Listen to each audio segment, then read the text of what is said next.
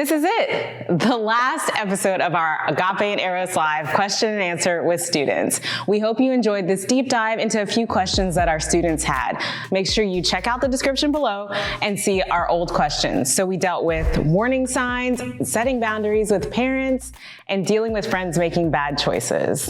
For the last one, it's a big one, trust issues. A student asked about broken trust and how do you deal with broken trust in the past not spilling over into your future relationships. He asked, what do you think is the best way to be able to trust someone again? Before we hear more, make sure to subscribe on YouTube to Max Studios and check us out on social at Max Studios UST. Okay, now let's talk more about trust issues and enjoy this last episode from Agape and Eros Live.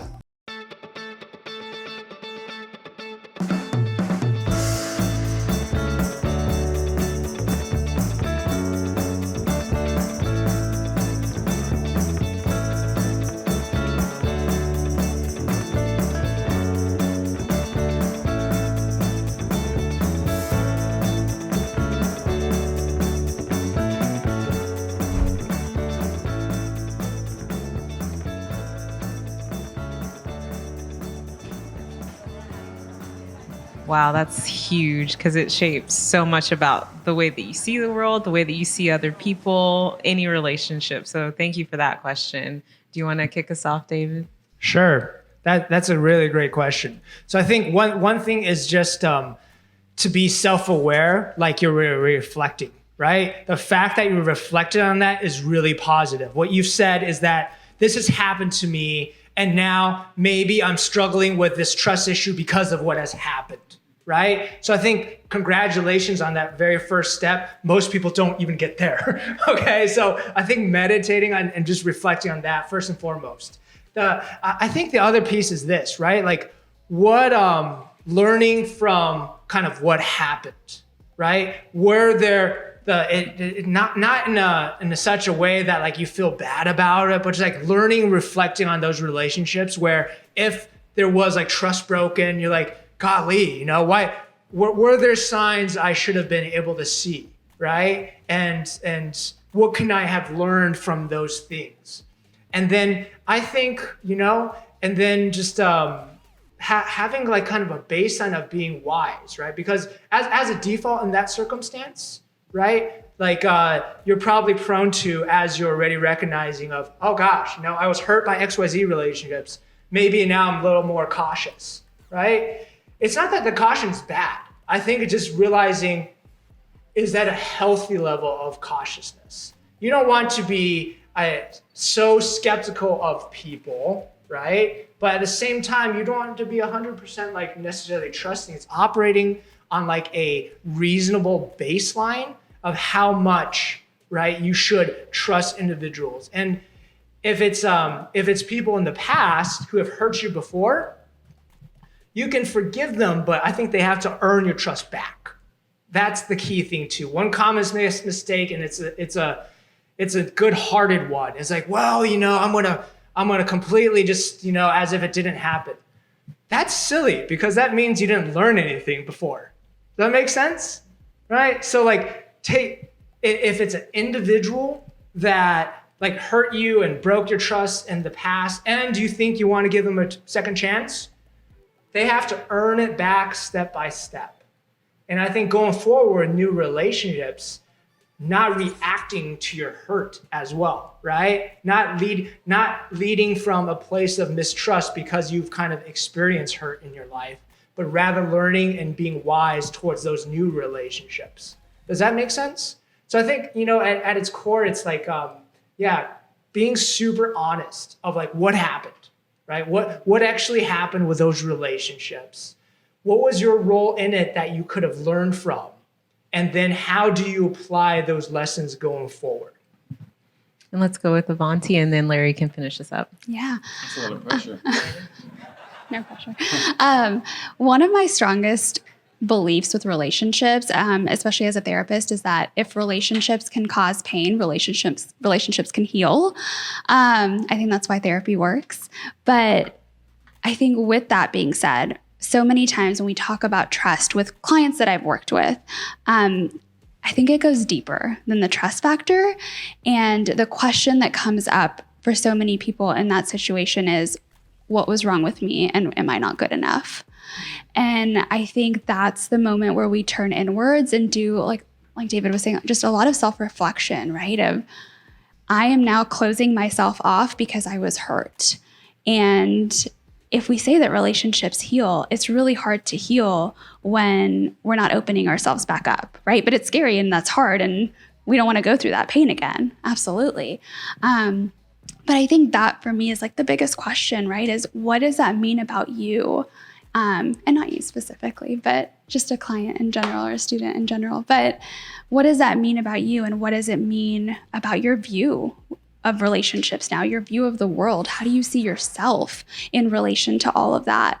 And I think it also goes back to kind of what I was sharing with your relationship with yourself, right? And recognizing that self-worth. I'm wondering how that would be impacted when we go through such a big moment of having a difficult time trusting somebody, right? Because it was broken. And what does that bring up in terms of who you are? So that's my question with that. I'm going to go the exact opposite way. I believe that it's not the break in the trust. This is coming from my Gestalt/cognitive orientation, is not what happened, it's how we perceived what happened. So a lot of times we want to go inward instead of going so it's the responding versus in reacting.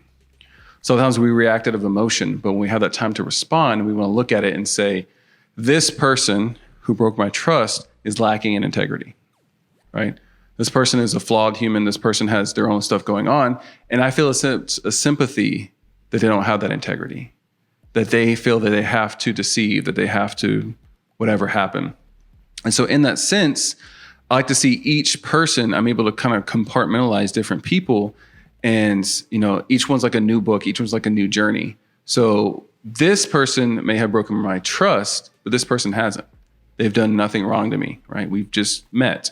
And so able to say that, yes, this has happened in the past. It was a part of the human condition that I experienced. Not a great fan, would not recommend, right? But here's a person over here who, we have the ability to create a great friendship, that we're able to build that trust. And maybe this person has experienced something similar. See, one of the best ways, this sounds really weird, but one of the best ways that we connect with each other, that we really have those deep, vulnerable conversations is when we've experienced suffering. When we've experienced pain, we've experienced hurt. You'll notice like in grief support groups, right? People will kind of group together of like, if it was, they lost someone versus suicide or lost someone to cancer, or they lost someone here, right? You don't know what it's like, but they do, right? So it feels like there's this bond of this pain, of this loss. And there's a lot of us out here who have had people who break our trust. And here, one of the best things we can do is really work on ourselves and heal through that process and not allow bitterness and resentment to grow, right? To say that this happened, it was unfortunate, I don't like it, but how can I be a blessing to those that I meet?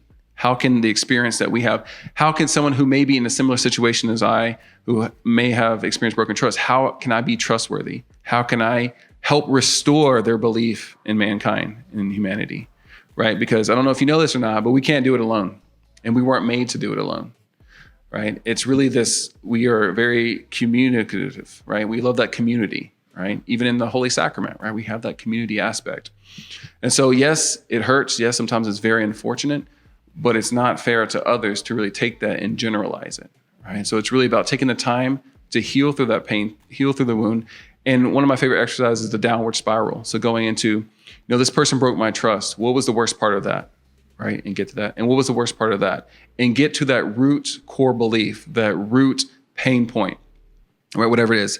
Or I feel like people are generally bad, or maybe I'm not lovable, or whatever it is down there. And it's going to be uncomfortable getting down that deep, right?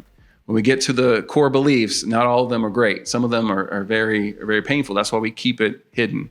When you look at a tree, the core beliefs are the root, right? It's deep, right? It's taken all those years to grow down. And so some of them we hold very dearly, and some of them are unconscious. We don't even realize that we hold them. But when we get into those moments and we do that self-reflection, get deeper and deeper, here's this core belief. Where did that come from? That reminds me, right? And you start connecting a lot of these dots. And so then once you know better, right? When you know kind of the inner workings, then you can make a choice. Do I choose to heal through this process, or do I choose to hold the grudge? Because at the end of the day, it's our choice. Yeah, thank all of you for all of that. And thank you for your questions and everything. And maybe we can end it with, we're on campus here. If you do need to just talk to somebody, or if you need to just see someone, Avanti, can you tell them what UST offers? Yeah. So you can always come by our office, which is in Crooker on the second floor. It's office 206.